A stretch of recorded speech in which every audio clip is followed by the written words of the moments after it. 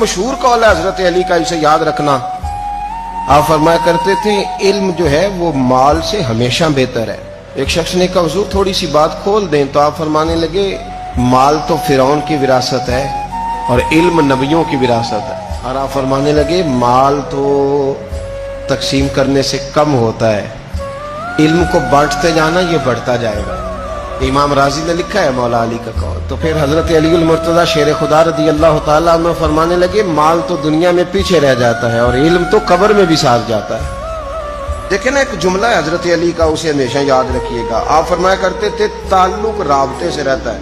آپ کھول لیں اس قول کو، جتنا مرضی کھول لیں. آپ فرمایا کرتے تھے رابطہ رہے تو بیگانے بھی اپنے ہو جاتے ہیں اور رابطہ نہ رہے تو اپنے بھی بیگانے ہو جاتے ہیں. دیکھیں نا بہت سارے لوگوں کی دوستیاں لگتی ہیں وہ اتنی گہری ہوتی ہیں کہ رشتہ داریوں میں بدل جاتی ہیں. لیکن بہت سارے رشتہ دار ہیں آپ ملنا چھوڑ دیں ان سے تو گیا نا تعلق.